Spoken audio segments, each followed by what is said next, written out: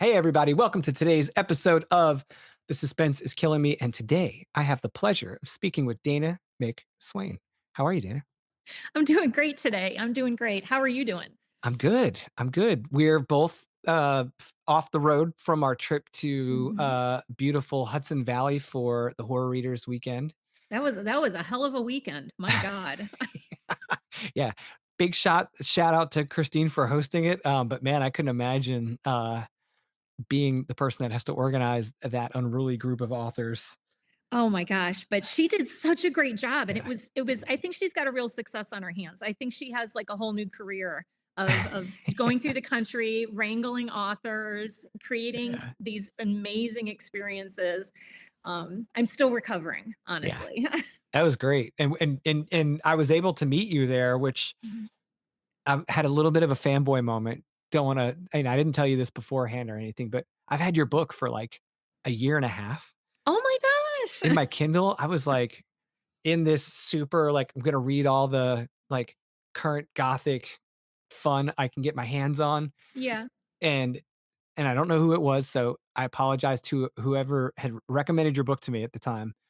But I saw your cover, Mhm. your description, and something clicked in my head. Someone had recently told me to check out your book. So I picked it up right then. And then Mhm. of course my TBR is Oh, everyone yeah. Oh, like I know. everyone else is just insane. And so I keep trying to get back to that period in the TBR and I'm like picking books out of it left and right. And I'm like, this is going to demand a certain time of year, It does, it really does. I'm you so know. glad you said that. But I do that with everything I read. Mm, Like, there's a certain time when it is the right time to read something, and yes. it's okay to wait for it. I think it's Yeah. good to wait for it. Yeah, so I looked at Roseneath and I'm like, I want this to be my cozy, like, winter kind of whatever read, and then I show up at the Horror Readers weekend, and there you are, and there's your Right book, and I'm across. like, "It's her." And so I was nerding out a little bit because I felt like, I was finally meeting someone that had been looking at your name for, like, a year and a half. Mhm. And then we started talking, and I'm like, "Would you come on the podcast? Because I've been wanting to read your book. This is a fantastic opportunity, and I think it would be really suitable for this time of year. So thanks for accepting the invitation." Oh, no, absolutely, this is fun. I'm having a good time. Yeah, and so this was Roseneath, right? Am I saying that correctly? Yes, you are saying that correctly. Okay. The name actually comes from the name of an estate that used to sit on the shores of Lake Erie that was built by Alexander Winton, who was like one of the early automotive pioneers. Oh. And he built this huge estate right on the shores of Lake Erie, and it ended up burning down under mysterious circumstances. So, Very and mysterious. I'm really interested in places like that, Mm, places from the Gilded Age in the Rust Belt specific, which is very niche. I mean, mm. that's pretty dorky, but that no longer exist. Like, they don't exist anymore. They're not there, but they still are casting the shadow. It's kind of cool. Mm. I like that kind of stuff. And that's the area you kinda grew up in Yeah. the Ohio, right? Yeah. Were you close to the lakes or Yeah, yeah. So I grew up in a very rural part of Cleveland, like just outside of Cleveland. Like, that's where I grew up. So, like, um very I grew up under like power lines. Like, it was just, like, one of my first places I used to play was in an abandoned sewer substation, that was fun? out there. Cause it's Cleveland, so they just like walk away and leave those things for kids to play with. And then when I got older and got married, we moved, further into the city. And I actually wrote Roseneath. I'd been kind of playing with the idea for a little while, but my husband and I bought an abandoned house on the shores of Lake Erie, that was, built just towards the end of the Gilded Age in Cleveland, and it had been sitting empty for almost 4 years, and it was just hugely inspirational to live in a house that was just like, you knew it was really grand at one point, but it was Mm. just an absolute wreck when we bought it. I mean, Aw. it was bad. Not Well, gonna now you've contributed to its history, uh, Yes, yes, in a and passed positive it on to way. someone else. Nice. Um, I I don't know that you could have written a more compelling, descriptor for your for Roseneath. I mean, I hadn't looked at the book description since I had bought it, obviously. I Yeah. mean, like, I would just sit around looking at people's book descriptions, but, um, when I went back and revisited, I was like, "Oh, this sounds so good." Of course, I snatched this right up. Mhm. Your opening sentence of this Mhm. description makes me wonder about that house you just described because Yeah. okay, I'll read it out loud for people so they're not like, dude, what are you talking about? So it says Georgia Pritchard's dream house has a dead child in the attic and a monster in the basement, but she can't tell her husband because she's not sure it's really him anymore. So now I've got to ask you, in light of you telling us that you were Oh. inspired by moving into this house, was it indeed haunted? Like, did you have a child in the attic? We kind of did. We kind of did. I know that that sounds like, oh, it kind of sounds like bullshit, but like we did. The house was, we didn't know the house was haunted when we bought it. And I'm a big skeptic. But the longer we lived there, like strange things were happening all the Mm, time in that house that were inexplicable, absolutely inexplicable. And uh one of the things that happened within the first 6 months that we started living there, I started having the strangest dreams about our attic. And uh, they felt very prophetic, I guess, or I don't know. It's hard to describe, but I would go to sleep at night, and in my dreams, I would wake up and I would go to the attic door and I would go up the stairs to the attic and I would open, there was a door into the attic at the top of the stairs, and there would be this little child there, and she was a little girl and she had this like pitiful assortment of toys, and she wanted me to play with her and read to her. And so I started doing that every night, and these dreams came every night. wow. And it was the strangest feeling. Like during the day I would walk past the attic stairs and I knew that she was waiting for me when I went to sleep. Love it. And it was, I'm giving myself chills now just thinking about it, but Yeah. and it was the strangest thing. So this went on for quite some time, and to the extent where I thought I was losing my mind a little bit. And meanwhile all of these other things are happening in the house, and the house has this like energy with these Mm, different like uh, entities, or I always thought of them as like echoes or memories, that would be doing other things in the house. And one day I climbed the attic stairs and I go in and I noticed that this little ghost child is taller. And over as the weeks went by, she was changing. She was getting a little taller. And I realized mm. she was like starting to go into like puberty or something. She was getting really long and kind of awkward and gangly. And uh, I would say that it was at that moment that it really cemented in for me what I wanted to do with this story, which was to tell the story of what would it be like if you were the ghost of a child and you started to grow up? What would you Mm, grow up into? Where would that go? And I've never really liked the static idea of ghosts just being trapped in whatever they were wearing when they died, like, and then yeah. just doing the same thing forever. Like that's uninteresting to me. Um, I like the idea of some sort of spectral entity that is still evolving. I Mm, love that idea. And so this dream child that came with the price of the abandoned house that we bought kind of led me in the direction of one of the main characters of Roseneath, a little girl named Edith, who died around the turn of the last century. I love this. I love this because I Yeah, write yeah, stories about haunted things, but I've always been very careful to not play into the common tropes of haunted houses because yeah, I don't want to just give a repeat of someone else's work. I've always wanted it to yeah, be something original and different. And not to say that there's anything wrong with the tropes or that, there's some people that just love it. They're like, hit me again. I want the I want yeah, the traditional, haunted story. Give me more. But I love that you've got this perspective on the potential for this person in the afterlife to continue progressing.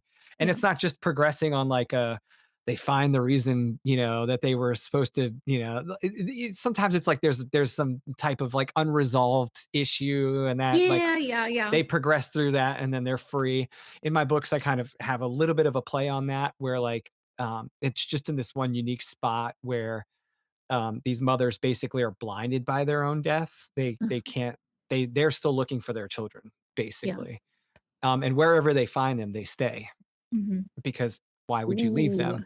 So, and they can only find them here. So it's just like kind of like this cycle that keeps happening with these women in this multiple generations of women in this one family. But that is not the end of their story, right? So Mhm. much to your point, like, they progress. Well, progression indicates moving on to something different, not just the end, you know? Yeah.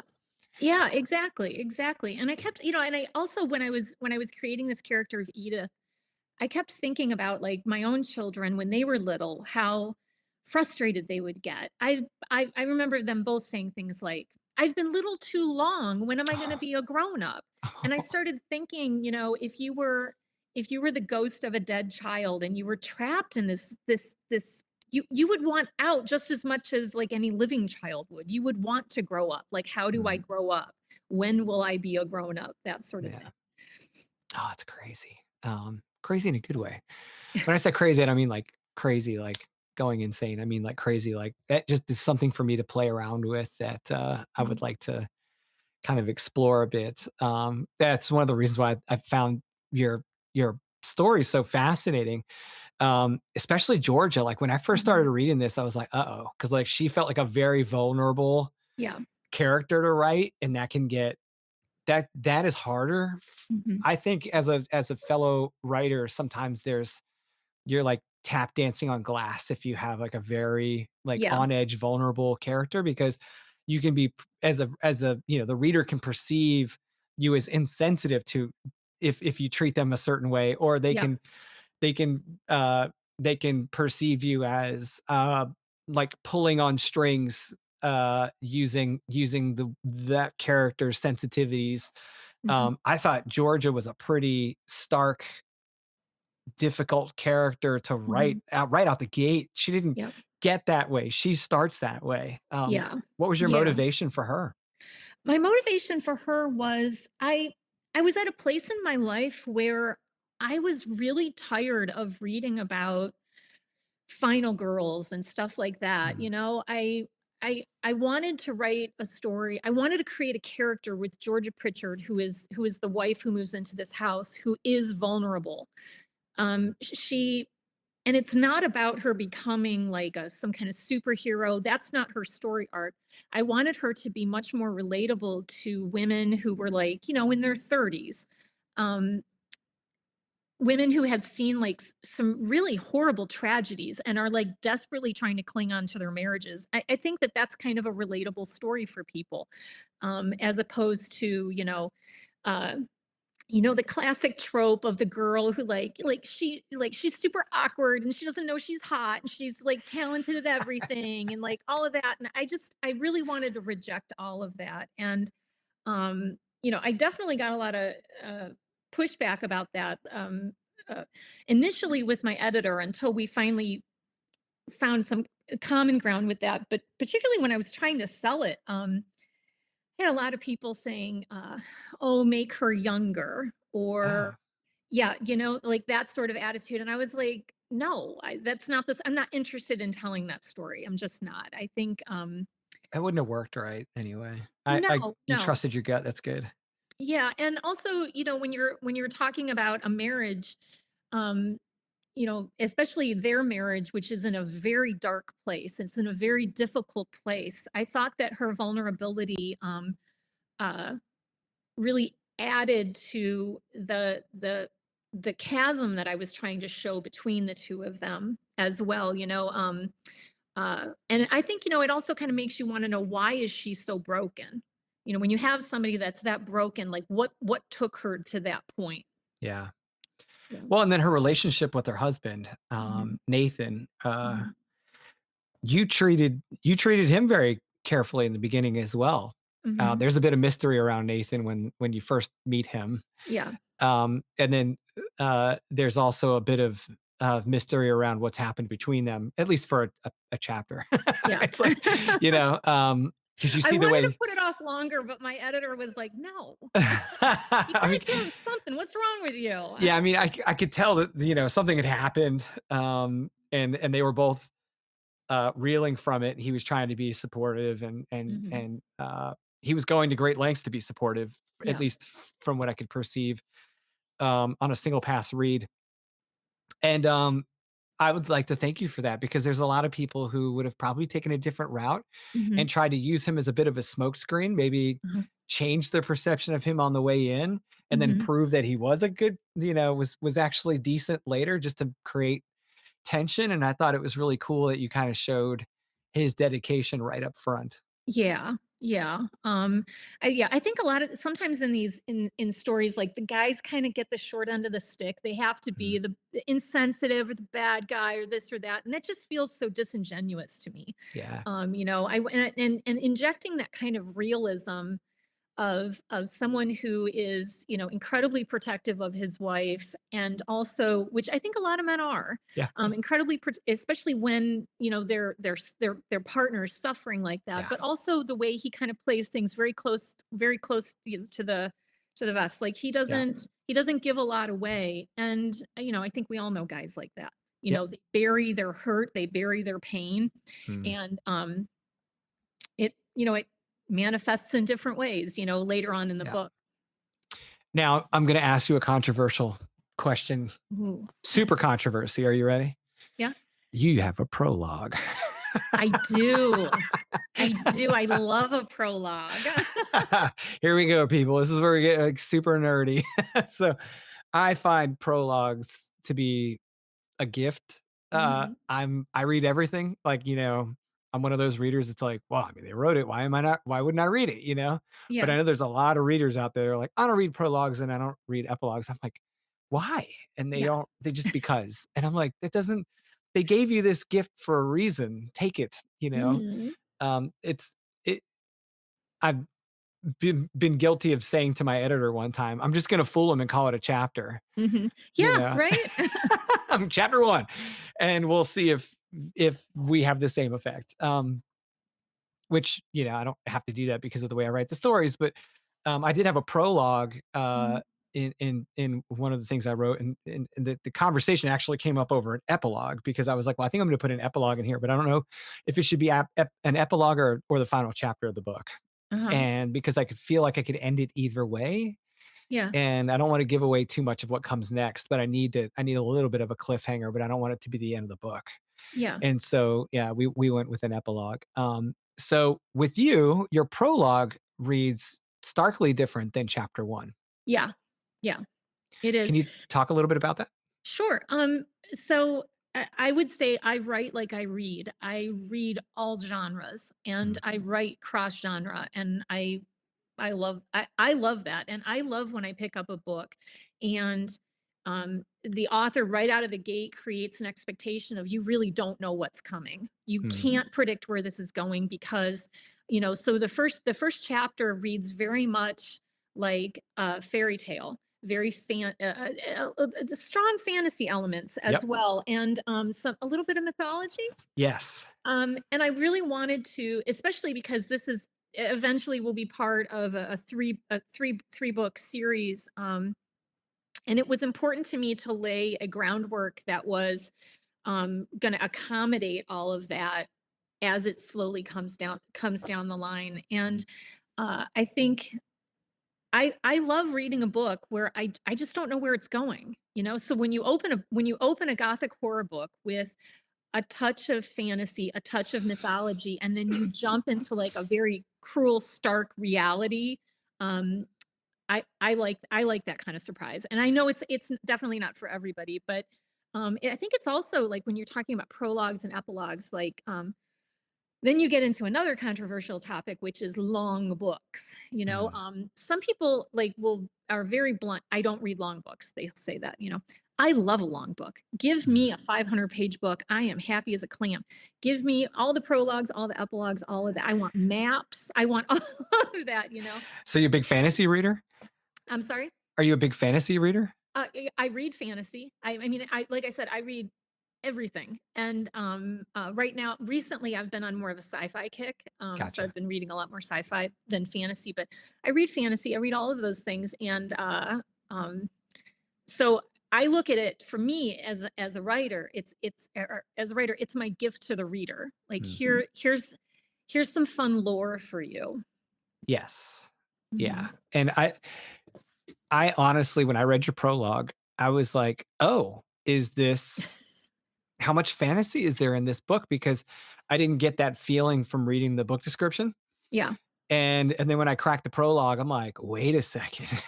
yeah, I was not expecting to see this." It was good. I'm not complaining. But I was like kind of not expecting it, right? So hmm I start reading and I'm like, "Oh, okay. All right. All right." And to me, kind of like prologues usually kind of tee up hmm your story. Then I start reading chapter 1 and I'm like, "Oh, where's the connection? Is it the house? Is yeah, it, like I'm trying to in my mind, I'm trying to put it all together without having the story, obviously. I'm just being impatient. I'm an impatient reader at that point.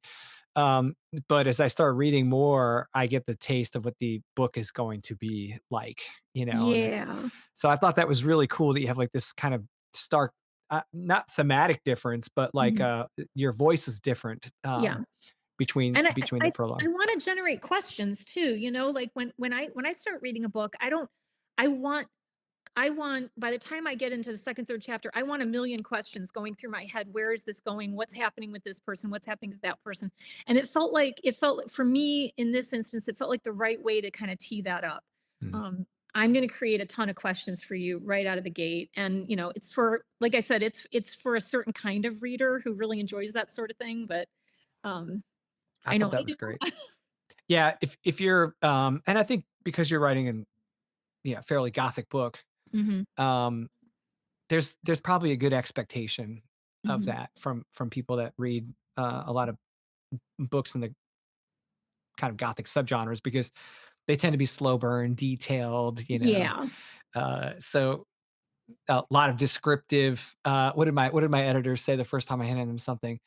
They're like, "I don't know how to describe your prose, but it's kind of flowery." And I was like, hmm "Flowery? Can you get like, is it really flowery? I mean, just like descriptive?" Like, well, it's because, I read a lot of like Gothic poetry Yeah. and classic literature and stuff growing up. It wasn't just Stephen King, which was by far the most dominant thing I was reading. But no one's ever gonna accuse Stephen King of being brief. So like No, no, no, when no, no, no. when you put it And all who together, nobody wants them to be. Like I yeah, want them that's the thing like with different, depending on what I'm reading, like I yeah. want them to roll around in language. I want them to just luxuriate in narrative and that sort of thing and um I don't do that with all of my books, but with Roseneath it felt very important that I Mm. just got as weird with the language as I possibly could. It felt like it was the right call. No brevity. I wouldn't have used the word weird. I think it's beautiful. I think I was gonna comment on your prose being, um, I like when I'm gonna read like, when I saw your book cover, I'm like, Mhm. "Okay, this is gonna be a gothic read." Uh-huh. I want a gothic read. Like, Mhm. when you kind of and it might be kind of shallow of me as a reader, but I'm like, I'm kind of teed up for an expectation. Mhm. Part of that is that really deep prose that Yeah. you know, I guess some people that are looking for a brief read would call it, like a robust kind of narrative. But like I think that's what makes it beautiful. Like Mhm. in other words, I'm sticking around for some of that. I want to Yeah. see where you can go with this without using just a million comparisons or Mhm. which is just doubles the word count for creative writing purposes, but doesn't really like achieve like a true like added it to the prose. I think you did a really good job of exploring using that kind of robust descriptive without being, um, you can tell when someone's trying.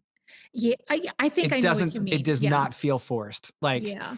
it doesn't feel like it's trying. It doesn't feel like it's forced. It feels natural. It feels great. So I think that Mhm. you really pulled that off well, which can be which can be challenging.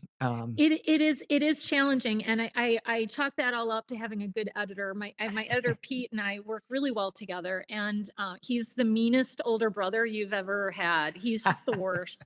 I love him, but what he would do and this is how he approaches me. When I am trying too hard, because I do, it happens. He would actually put a note in the margins, and he would say, "You're working real hard here, aren't you?" Ooh. He's real good with the zingers, and but it that's the most helpful comment because it takes the wind out of your sails, which I think sometimes you need as a writer. You need somebody who can really tell you like, "Oh, you're really enjoying yourself here. Stop," because no one else is. I love that. I've found that I've gravitated toward more succinct writing as Mhm, I've been writing longer fiction, which is kind of self-defeating if you think about it. It's like I'm trying to get more book here and mhm. I'm becoming more efficient and brief with my words, which is not helping, the word count goal here. But I think that if you're going to have that approach, you have to do it really well. You have to master it Mhm. because it's taking work Yeah, to consume that, right? So it's one thing to hand people something that might be a little arduous, but maybe it makes things faster, yeah.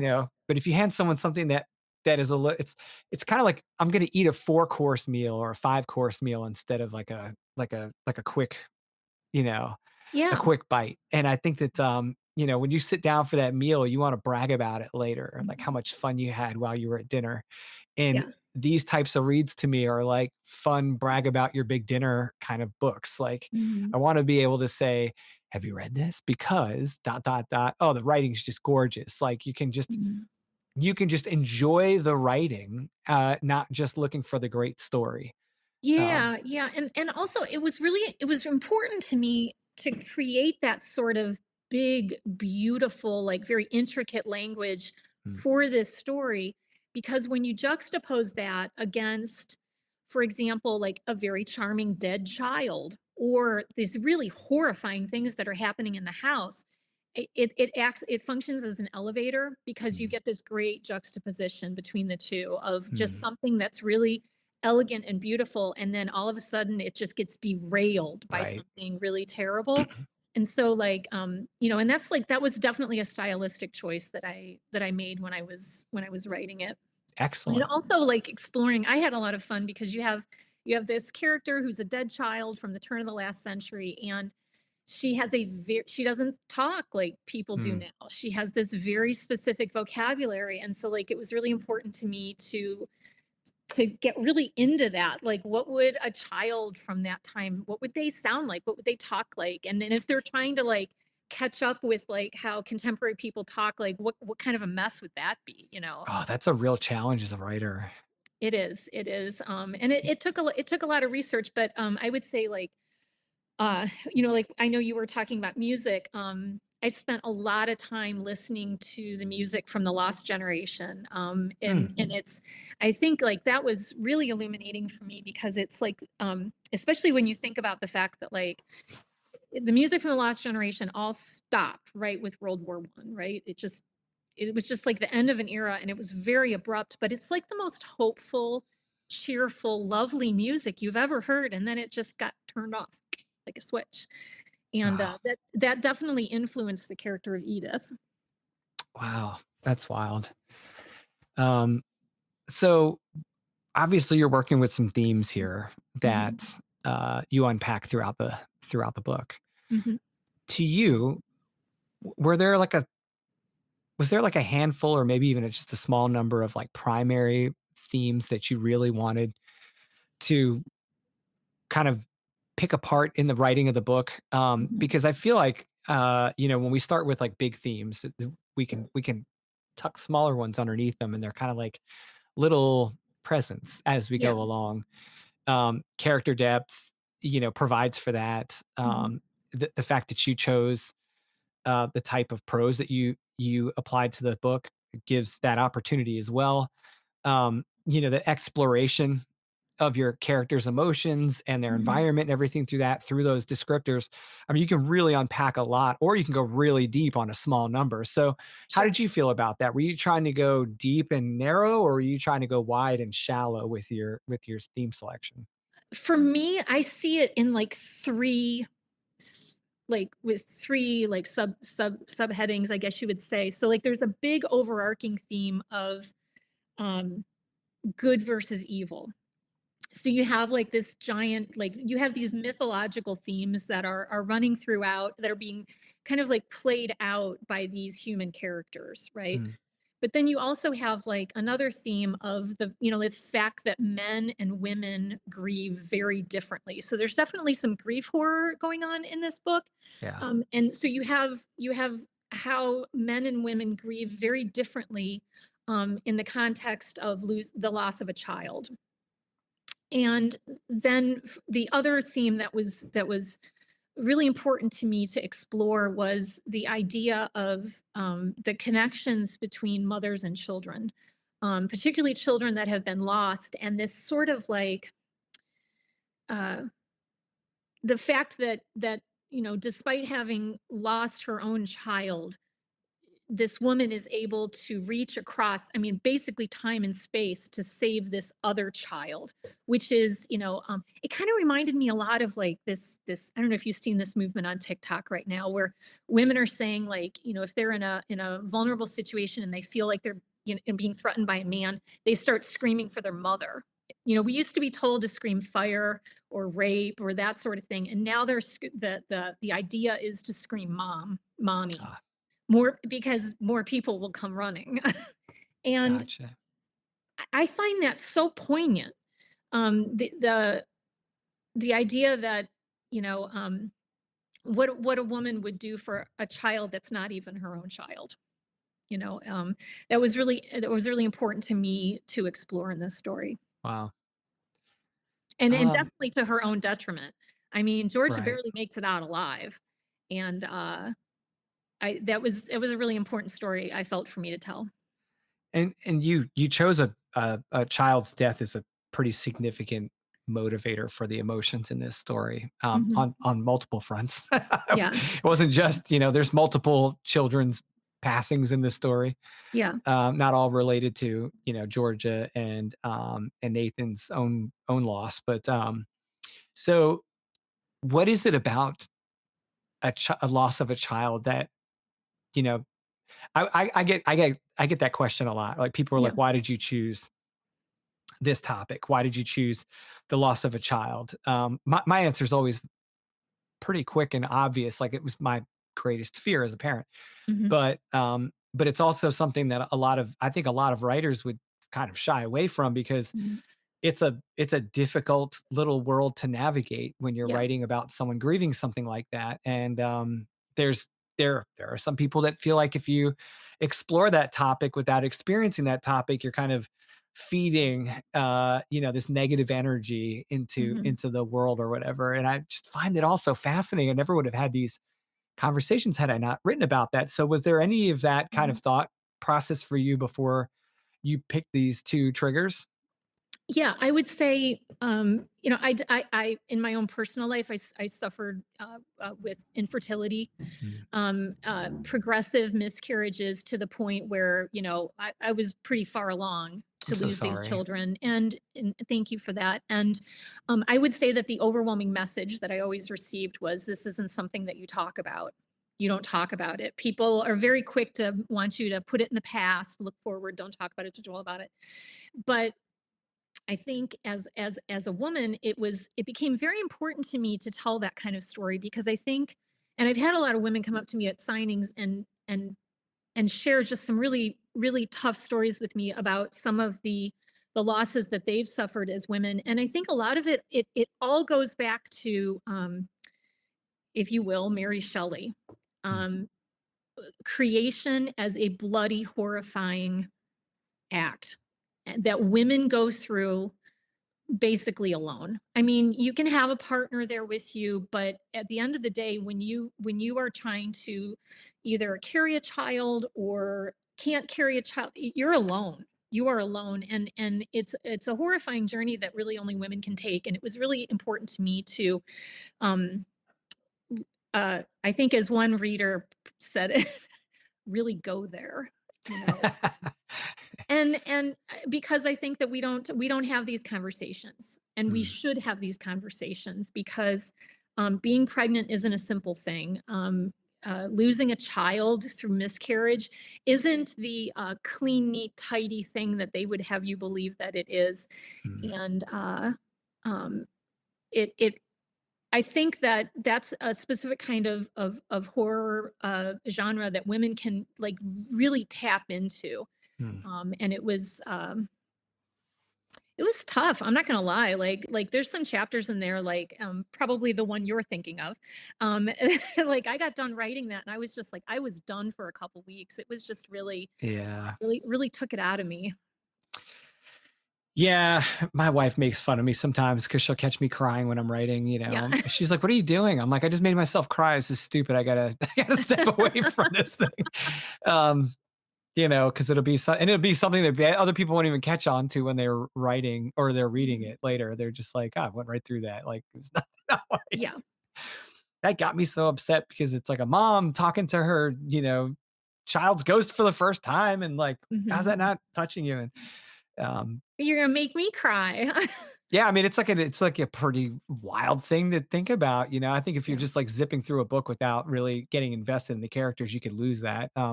Which is obviously one of the reasons why I like the way you chose to write this book the way you did, because it forces you to slow down and kind of spend time with that. Which is exactly what you should be doing with it. So, well, I appreciate you sharing that insight and Mhm. that feedback on why, your perspective on why you chose that, because I know that's not an easy thing to discuss. And Mhm. I agree with you. I think it's not only men and women grieving differently, Yeah. and the fact that we try to create different weights on traumas associated with loss depending Yeah. on when they happen and how they happen. And Yeah. I mean, it doesn't change the fact that that person's going to experience loss in a certain way, and they're kind of not in control. Like, Yeah. you're not really in the driver's seat here until you reach a certain point of grieving.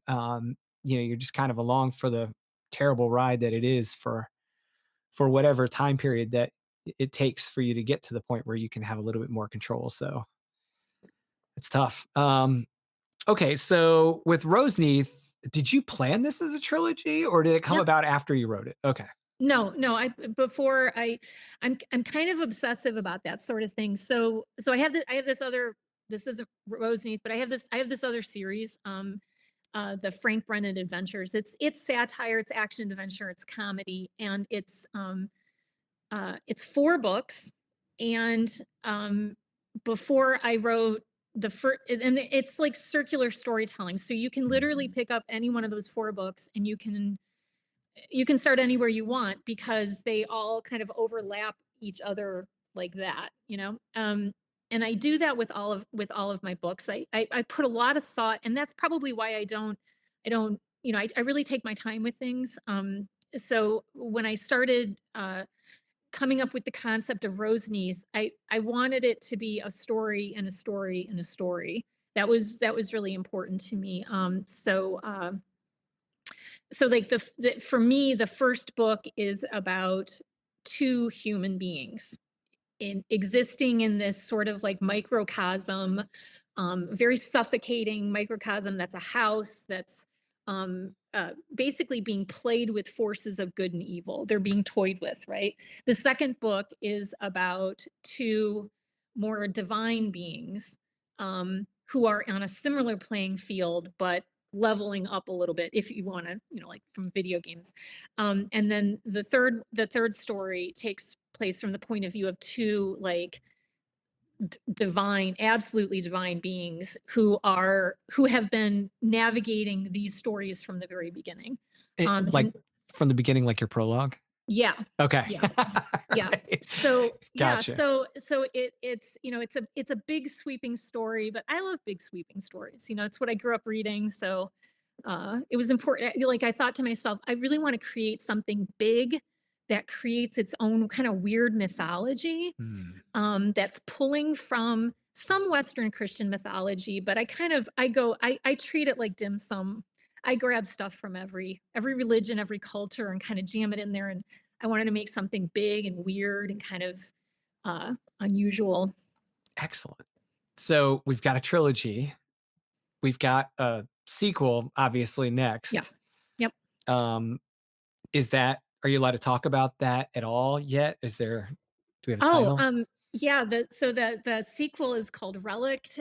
It's set just like the first book. It's set in Cleveland, Ohio, which people don't think of places like Cleveland or Detroit or Pittsburgh as like great places to put horror, but like I think they're brilliant. I think they're such good locations. And It's told from the point of view of Saint Michael the Archangel, and Mm, it except that it's told in modern times. He's in Cleveland, which I know sounds crazy, but like, and it picks up 27 years after the events of Roseneath. And I'm really excited about it. It's good. The third book's called Requiem, and I won't say anything about that one because that would be spoilers. So I won't say anything. But what I like about setting things in the Rust Belt is that you have, I don't know if you've ever been to any of these cities, but that was where like, like Rockefeller lived in Cleveland and Carnegie lived in Pittsburgh, and so you had this incredible group of elites that built all of these beautiful homes, and then they paid money to build beautiful neighborhoods around them. Well, progress came and left Cleveland mm, about 75, 80 years ago, and so most people in the Rust Belt live in these big, beautiful old homes that are falling down around them. yeah. And it is absolutely haunting to live in a part of the country that has been abandoned, people give up on, just washed up, sad places. I think it's a great place to set Gothic horror. I really do. I I've never been to Cleveland. Mhm. I've worked with people from Cleveland, and they always made me, like, laugh because of the way they talk about Cleveland. It's kinda like when you meet someone from Detroit, and they're Yeah. talking about Detroit. Although you'd have a different conversation about Detroit now because they've invested so much in kind of picking Detroit back up. Yeah. Yeah. Pittsburgh, I mean, I love Pittsburgh. I've never had a bad time in Pittsburgh, Oh, yeah. and Pittsburgh's awesome. I can absolutely see what you're talking about when it Yeah. comes to, like, it feels like it's stained, Yeah. like, there's this heavy kind of I lived right outside of Baltimore for a few years, and it Mhm. had that kind of neglected, Yep. old, um, like, it's very established culture. You're definitely in a unique place when you go to one of these cities that, Yeah. is heavily founded on industry, Yeah. and and it's experienced its highs and lows, although I don't really know what the highs have ever been for Baltimore. I mean, it's like, when you go there, you're like, just feels like it's in a perpetual state of Baltimoreism. But you can see a lot of the fluctuations in certain regions. I fear the reason that Baltimore has a different kind of trajectory is because it's so close to DC Mhm. and Philadelphia. But when you look at cities like Cleveland and Detroit and Pittsburgh, they stand on their own a bit more. Yeah. There Yeah. isn't something right next door for them to lean into. And they do have a very unique identity because they are Yeah. so standalone. So I feel like it's really cool that you're taking people to Cleveland because Mhm. I've I've got no reason to go there if it's not in Roseneath, like, I wanna go there, take me there, Roseneath, take me to the haunted house. That's the place I'd wanna go anyways if I was there, Mhm. you know? Yeah, and you can so the where Roseneath was, it's not there anymore. Like I said, it burned down, Mm. but this is one of the cool peculiarities of Cleveland. The gates that were around Roseneath and these giant, like I think they're like 10 feet tall stone urns that say Roseneath on them are still there. Awesome. And then they just knocked it down, and then they put a bunch of other, like, disinterested homes and, like, apartment complexes and that sort of thing inside these gates. So, you really are living with these ghosts every day Wow. when you're walking around places like that. That's so cool. Yeah. Yeah, we're just making a good argument for everyone going to Cleveland to experience the haunting for themselves. Okay.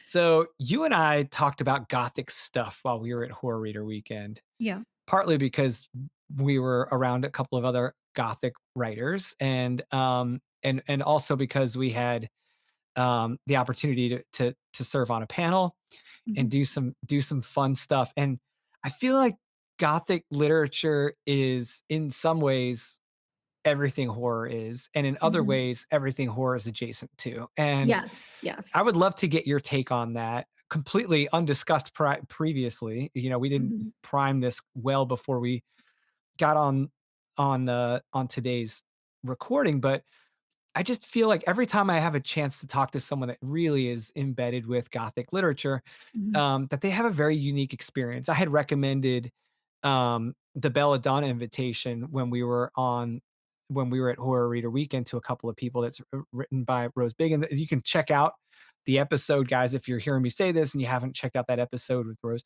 go check it out. But I thought her book was unique in its approach.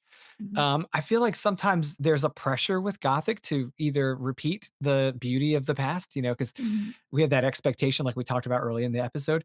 But also, I feel like Gothic's just such a broad landscape that you can really play in it. Yeah.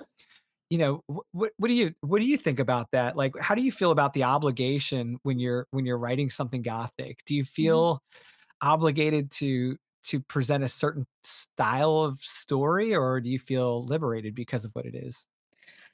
I feel like the fun thing for me about Gothic horror and Gothic literature is that you get to play around the edges of genre. Mm, Um, so so it's not as hyper specific as some of the other genres in the horror category can be. So you can pull so many other influences in if you're particularly because so like what is Gothic? Gothic mm, is it, I mean, simply put, I would say, and I think this is part of the broad definition, is when the atmosphere itself is a character. right. So that can mean anything. You can Mhm. put a Gothic story anywhere, and like some really great books, like for example, Mexican Gothic, which is the obvious example that jumps to mind. It's such a great setting. And it's such an unexpected setting for Gothic. And I love that. And I think um, that for me, I find very freeing when you're talking about Gothic horror is that the landscape can be so big. You can do anything with it, and you're not pinned in. You're not boxed in by anything. And especially if you have like if you're gonna really throw yourself into like an expansive work, you got all the runway you want, Yeah. and I like that. I like that a lot. I like that you mentioned, how broad it is. I feel like because of that, we're set free to be a bit. It feels deep, it feels dramatic, right? It's like, Yeah, to me, and I don't know if this is,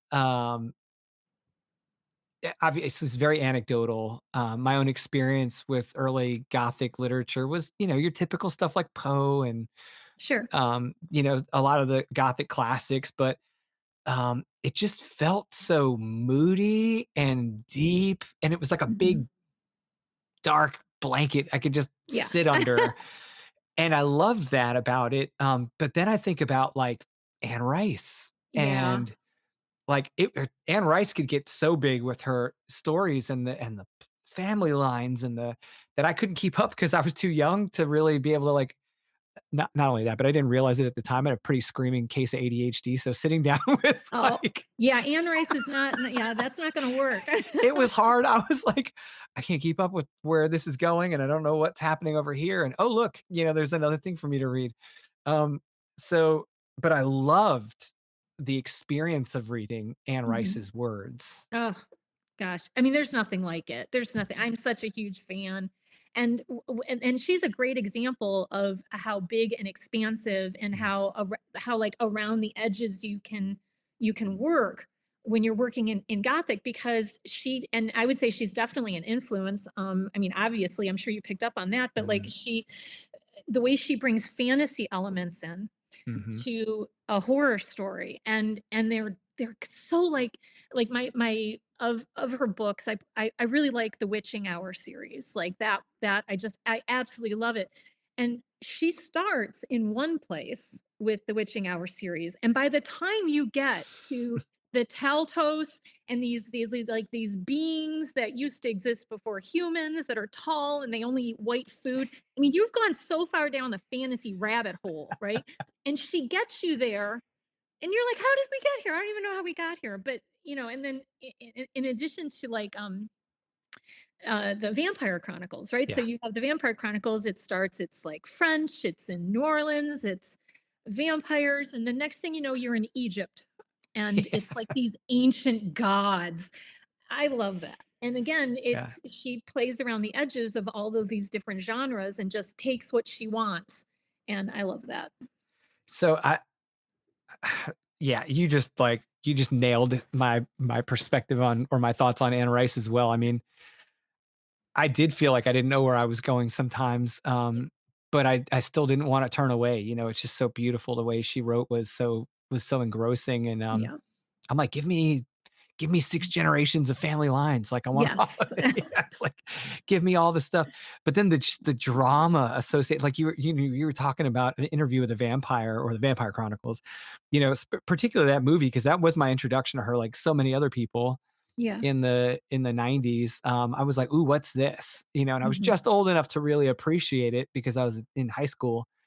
And I remember watching that and thinking, oh, this is so good. And then Dracula came out, it was a box office hit, and that was Mhm. just so over the top gothic. Oh, right? I mean, it's Ah, it's l lush, that one. yes, yes, and there's, like, this comfort in that. Mhm.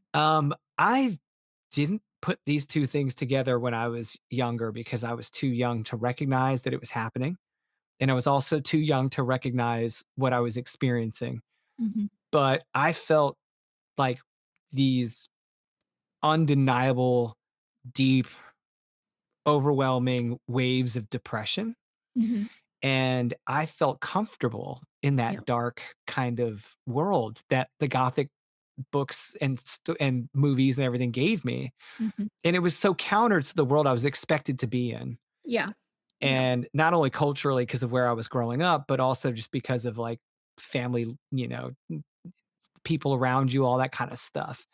Um, there wasn't anyone else really like that. And Yeah. so I'm looking around at all this stuff, and my mom always encouraged it. She was like, read all the things, watch all the things. If you're old enough to ask, you're old enough to know, like, go do Yeah. your thing, right? And I just found it was like this gravitational pull Mhm. that kind of helped define how I felt about myself at that time. Mhm. And I think a lot of that it just plays right into a 15-year-old boy, Yep. like, it's like, how is this not happening? It makes me wonder what would have happened if I'd have grown up when emo was a big thing. It's like, maybe I missed that by 10 years or so, but like, um, it was just fascinating to me that that felt so comfortable, but it was Yeah. probably what you shouldn't be comfortable with. Yeah. And I think there's a Yeah. lot of us out there that are like, I'm actually kind of in love with that feeling of the dark edges, the cold, kind of deep. It feels like an existential crisis, Yes. like Yes. it's just very real. And I think that's part of it is like it makes you feel. Yeah. And when Yeah. you feel alive. And so even if you feel like you're not, it's like something that was different. I just like that was like kind of like my foundational like experience with Mhm. the Anne Rice and the Poe and all that. It just Mhm. felt like I was in the right pocket when I was with those words. So it blows my mind to think that all these years later, Mhm. people like you and Rose, and in some regards, me, I don't really write heavy on the Gothic, but I do write some Gothic, have the ability to then hand that off to like a whole nother generation of readers. Mhm. And I think there's a lot more out there than people understand because it doesn't get Yeah. the same attention as like some of the more extreme stuff or the more contemporary horror. Like, Yeah, yeah. if you're looking at the charts, it blows my mind that fantasy is so big Mhm. and some of the more contemporary horror is so big, but the stuff that rides the line of both of those is almost obscure. Yeah, yeah, it's, and I think it comes in waves. I really do, and I think, like, with like, for me and, like, with my work and my career, I try to take a very long view of it, and I think that that's healthy, and again, that circles us right back to Anne Rice. Yeah. When, so, like, when Interview with the Vampire came out, it was the book, it was panned by the critics. Mm. Nobody knew what to do with it, right? They didn't like it? No, nobody liked it. That's almost But wild. readers liked it. Oh, But see. critics didn't like it. They thought it was too big. It was too flowery. What do we need all this history about vampires for? Nobody cares. Like, get to the good stuff. Also, why are the vampires so gay? Like, they were not, nobody was a fan of all of that, right? And then you look back, she wrote the definitive work on vampires. Yeah. That's how it is viewed now. But like at the time, I think anytime you write something that's kind of big and weird, it takes time. And I've definitely seen that with Roseneath. Roseneath came out in 2020, and it was definitely, like, it had a lot of like critical attention, won some awards, that sort of thing. But the staying power with this story is with the readers, and I love that it keeps coming in waves. People keep Mm. rediscovering it, and I love that. And I think that that's a unique province of the big Gothic books. So you think that's like a word of mouth referrals type Oh yeah. wave? Yeah. Oh yeah. Oh, for sure, for sure, it absolutely is. And Uh, so like I said, I try to take a long view of things, and Roseneath is definitely that. It has a long view. Now, I mean, especially since you have a trilogy, Mhm. you know, s it's, it's a part of an integral part of that trilogy. That's great. Okay. So usually when I ask this question, people are like either wound up to share a name, or they're like, I can't do that at all. So do you listen to music when you write? I Um, do. okay. So what did you listen to when you were writing Roseneath? Do Okay, you remember? so what I do, I come up with soundtracks Mm. for each book I write, but I come up with secondary soundtracks for each character. Oh, So if I'm writing a um something from, like, let's say I'm writing from the point of view of Georgia, right? That's going to be like Agnes Obel, it's going to be Bjork, it's going to be yes. very very like 90s indie women soundtrack. Like that's what that's going to be, right? Whereas if I'm writing from the point of view of like Nathan Pritchard, like, he listens to a lot of Bowie, like that's where he comes from. And then, obviously Edith is going to be more like oh, also, like, Nathan listens to, like, a lot of Springsteen, listens to a little Chicago, which he's really embarrassed about. Like, you come up with these, like, things like, what does he listen to that's actually kinda cringy too? It's important, like, for me, when I'm coming up with these soundtracks for characters, is that it's not just, like, the idealized version of that character, it's also, like, the cringy stuff. Like, I have, like, my family says I have the worst taste in music, but, like, I wear that as a badge of honor.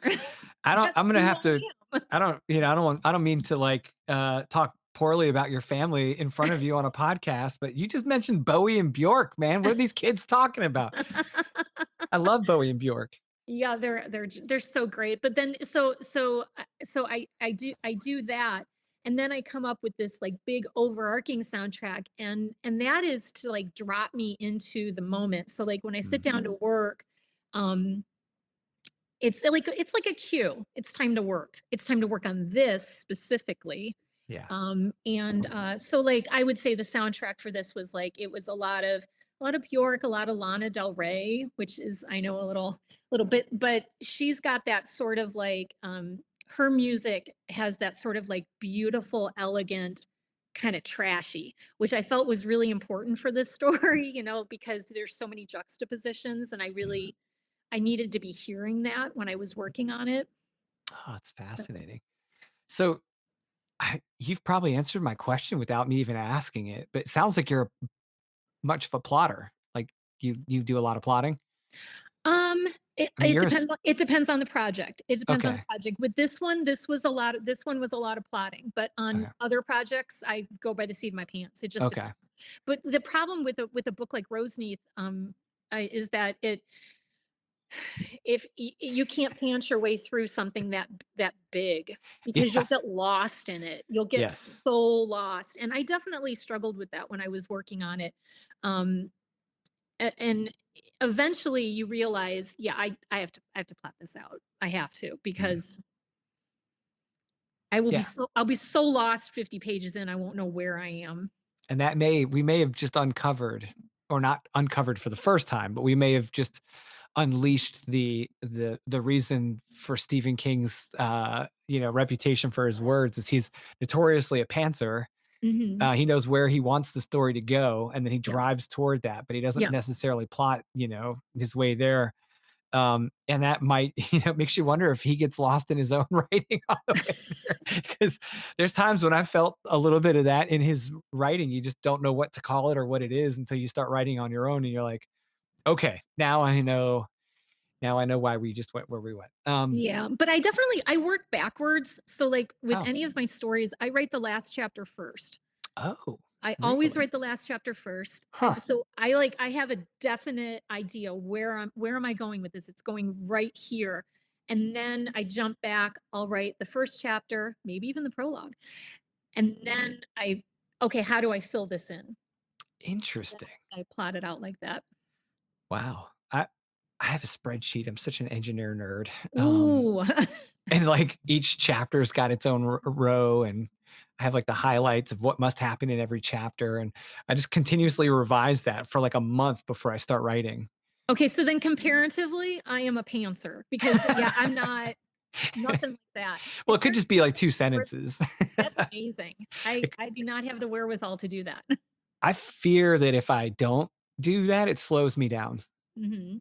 So I can run faster if I know where I'm running, and I don't need to see the whole race. I just need to see far enough down the road to have confidence to run hard. Mhm. So, like, I write fairly quickly, but part of that is because of the plotting. I think Mhm. if I were when I do pants more, because I'm a plantser. I don't Mhm. write a very detailed plot. I have a highlight for every chapter. Mhm. I know what the story generally looks like, but the minute I start writing, I also relinquish control to the story. Yeah. Yeah. So I don't care how much plotting I've done. If the story starts to take a different turn, or because characters start saying things to each other and people start interacting, and I'm just Mhm. along for the ride, documenting what's happening. If it starts to go somewhere else, I don't fight it. I just let it roll. Yeah. And 9 times out of 10, it's better. So I'm like, oh, the plot just changed. The plot just changed. I just keep revising it as I'm going. Yeah, it's so good to be open to that. It really Yeah. is. And not be like not create a cage that you have to live in, but just a Yeah. structure that you can explore. Yeah. Right. Now I co-author. I don't know if have you co-authored any, or some people avoid it like the plague, but No, no, I have okay. not. No. So I've co-authored. I'm on my second book now with Zach Bohannon, who is also my editor on my series. Zach is much more experienced writer than I. He's been doing his thing as a he does it as a career for over a decade now. So Mhm. I'm a student at his feet in many ways. But when we write together, the fact that the plot exists to a certain degree in some chapters is very liberating for me, because I feel like I have less risk with writing. Mhm. Because I'll That do a makes sense. draft, and then it's fun to be shocked by some of the things he comes up with. He's like, "Hey, I'm Mhm. thinking maybe you should do this," and then I'll shock him with things in the writing. I'll take Mhm. a completely different turn, or use a different character's POV, or change the storyline in some way without not impacting the full length of the story. And he'll be like, "Dude," so it's kind of fun to play a little bit of plotter and pantser with each other's Oh, words yeah. when you're co-authoring. Yeah, I've never actually talked about that on the show, so this is kind of fun. That sounds But like such a great writing relationship too. I mean, that's like an idealized version of what you would want from like a writer's from like if you were in a writer's yeah. group or a writer's workshop, like that sort of thing where you're driving each other to excellence. Like that's Yeah, it is fun, and there's times when we catch each other, he'll be like, uh, "Be careful, you're having a lot of fun, but you're having a lot of fun." Like, he'll, like, yeah. put like, kinda like your editor did, like Oh yeah. Like it's my editor would always say to me, like any of the chapters where the character of Michael is engaging with the character of Edith, he would say, like, "Oh, there were like 20 more chapters of those too." And he's like, "No, no, you're having too much fun. Like, we can't just have." He's like, "If you want to write a book of those two just hanging out, then like go ahead, but not in this book, you it's know? not happening here. That's No great. fun." That's great. Okay, so now let's hit real quick because I'm wasting all of your time, Not at because all. I'm having such a good time talking about this. I'm I'm just like I'm just a sucker for a fun conversation, so, you have to bear with me a little bit. But read any good books lately? Like, is there anything you picked up maybe at Horror Reader Weekend or just along the last, year that just really Mhm. jumped out at you that you've really enjoyed? Well, I would say, okay, I'm going to back into this one a little bit. I would say that, and I'm going to start where I finished too. So, I would say in the last 2 years, the one of the best books that I've read is Julia Armfield's Our Wives Under the Sea. Hmm.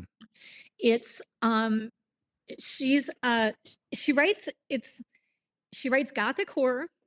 It's queer gothic horror, and it's also a little bit of body horror thrown in.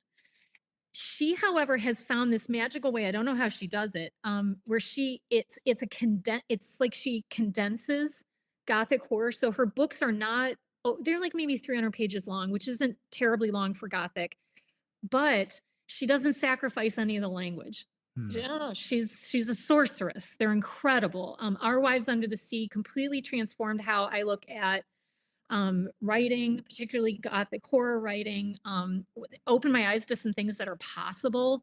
Just really cannot recommend that book enough. Cannot Wow. recommend that book enough. I'm currently reading Laird Barron's Not One Speck of Light. Oh my God, it's so good. I have it, and I haven't even cracked it yet because I'm like, I know as soon as I start reading this, I'm not gonna be able to put it down. It's good. It makes you feel like a kid again. Like I grew up, reading like like the kind of like the really gritty like horror short stories, and like the other thing that Barron's work makes me remember, and he and I are about the same age, I think. I'm in my 50s. Um, they remind me of like I grew up, when we only had 3 channels, and then you had these two extra channels. Like in my area, it was channel 61 and channel 43, and channel 61 was always showing like really shitty B horror movies or like monster movies or like well, tons of Godzilla obviously, which is awesome, but um his stories give me the same feeling that I had watching those. Ah, I'm reading something I probably shouldn't. I don't know where it's going. It just makes me feel like a kid again, and awesome. I love that about Not One Speck of Light. It's really good. Uh, Big fan of his. I'm a new fan of his. I started reading his stuff like maybe a year or 2 ago. I'm really into it. Likewise, Yeah. I just started picking his stuff up, and he did a great interview. I'm 99% sure I'm gonna get this right, on Talking Scared recently, Mhm. and I think it was a pretty open discussion. But Neil and Laird had a great conversation. So if you haven't Yeah. heard that yet, you gotta go check that out. Oh, I'll have to. I'll have to. I'll have to. And then, which brings me to the book that showed up yesterday, Julia Armfield's newest book, which is called Private Rights, just came out yesterday. I read the first chapter. It was like a punch in the face. It was so good. Just and again, her first chapter reads like a prologue. Like I mean, honestly, I could probably talk for hours about um just the technical beauty of that first chapter. Like, I was so like, I read it and then I had to sit there for a minute and then I read it Wow. again because the prologue it feels utterly independent from the rest of the book, Ah. but brilliantly so. Anyway, can't say enough about it. I don't know where it's going. I haven't finished it yet. So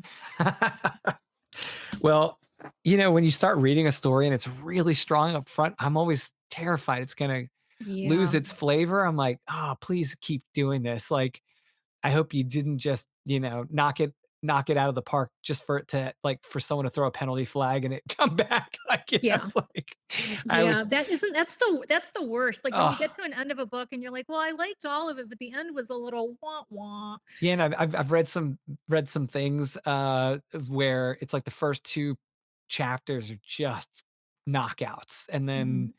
and then you can tell they're either like they spent all their ammo, Mhm. on the Yep. first 2 chapters Yeah. or whatever, and I'm like, I'm cool with consistency or waves of a voice, that's fine, but, if it doesn't come back up, it's just always a little heartbreaking, so, Yeah, yeah, and I've um, noticed that a lot. Like I think I mentioned I've been on a sci-fi kick. mm, You see that so much with science fiction. They yeah. start off with a great premise, and you're like, "Oh my god, this is gonna be so good," and you nerd out until about 2/3 of the way through, and then you're like, "Oh, you don't know what to do with this," and it just makes you Yeah, so sad. But fortunately, that's it doesn't happen all the time. So, yeah.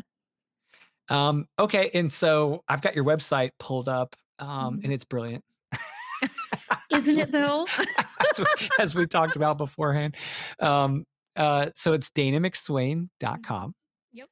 And, is that the best place for people to find out about you and all the things, or Yes, that is okay, that is the best place. I try to keep it pretty updated. I think I'm a little bit behind, but not too terribly much behind. But right, and I'm active on all the social medias, so you can find me pretty much anywhere. Um, excellent. And are yeah, you are you doing any events anytime soon? I mean, I know that's, like, kind of like the end of the year wrap. I mean, I'm asking yeah. people this in December, and they're like, "Dude, talk to me in the spring." Yeah, well, I'm at an interesting point right now. So I had a story come out in an anthology about two Mm, months ago, and did a big tour for that. And there's going to be another host of like speaking engagements with regards to that short story starting in January. But I don't have any information about that yet. That'll be up on the website. But otherwise, I don't know if do you know who Henry Rollins is? yeah. Yeah, I love Henry. So, he does this thing where he works his ass off for a year, and then he takes a year off, and all he does is absorb and learn and experience, that sort of thing, and I'm heading into one of those years, and I'm looking Mm. forward to it. This past year has been kinda busy, with a lot of things, and I I'm really looking forward to the chance to, like, see what I can absorb and then push it out into my work. Oh, So that's great. that's what I'm gonna be doing for the next year, and I'm really looking forward to it. I've got 3 projects that might come out next year, they might not, it just depends. I'm kind of gonna give it a little leash and see where it goes right now. Sure. And So so that anthology you're talking about, is that the 2024 Connecticut Literary yeah. Anthology? Okay. Yeah, so my piece, that was in it, is called The Perfect Stranger, and, I'm real proud of that one, and we've had a lot of fun on the speaking tour with it around New England. It's been a good time. Nice. Excellent. Okay, cool. Well, I love a good anthology, although I don't get the opportunity to enjoy them as much as I wish I could. Um, it's this little thing called submissions that I'm still trying to read through 52 novels. Yeah, It's like yeah. so It's tough. It's like, but isn't it such a luxury, like, when you have, like, yes. more than you could ever possibly read? The curse is that you'll read something that's just fantastic, Uh-huh. and you can't tell anyone about it. They Yeah. can't go get it. It's not published yet. You're not technically shouldn't be talking about it because it's either under a contract and it's not ready to be talked about, or it's not Mhm. under a contract yet, and so you shouldn't talk about it. It's like, I've just read some of the best stuff I've read this year I can't talk about yet, and it's killing Mhm. me, because these authors are so good and their stories are so great, and I just can't talk about it. And so it's like, I feel like I'm back, it's almost like when I had a top secret clearance and I was in these briefs, except those things you don't want to talk about. Mhm. Yeah, It's I'm like, sure, I'm sure I you just don't want wanna to go talk to about sleep that. and never think about that again. But like, these things you want to share them because you want to support the author and you want to help the reader, and you Mhm. just can't. So, um, yeah, Yeah, so I'm really, like I said, I'm really looking forward to taking a little time. One of the and I don't know if you saw this when you were looking over some of the work that I've done, but last year I had a short story in an anthology called Cleveland Noir, and I created this character, which is this reporter uh, who has this like uncanny ability to find souls of these murdered women and children in Cleveland, right? mm, And I've had a lot of interest recently in turning that into a graphic novel series. And so that's one of the things that I really want to explore in this next year is that I love the I mean, I would nerd out so hard if I could push out like a graphic novel, like, that'd be amazing, like, I'm start a big writing. fan of, like, graphic novels, anime, manga, like, all of that kinda stuff, so, um but I wanna do a lot of research into it, and, I don't wanna just I don't wanna just, like, bounce in and out of things, and, like, Mm, I don't want my work to just be like this shotgun splatter, like, if I right. do it, I want it to be right, but I love the idea of turning the character's name is Calvin. I love the idea of turning him into a character in a graphic novel and like exploring that world a little bit more. So we'll see. Nice. That's on my list of things to ruminate Oh, on. I love it. I'm terrified of doing something like that. I love that you are doing it because I've got a friend who's doing a comic right now, and I'm like, "How's it going?" And he's like, "I'm having so much fun, but it is so much more work than I thought." And I'm like, It is. It is, but I don't know, it's kinda like that do the thing you're afraid to do. Like yeah, whenever something makes me feel really nervous, I'm like, "Oh, that's where I'm going. I'm going right, that way. I'm right. gonna do that."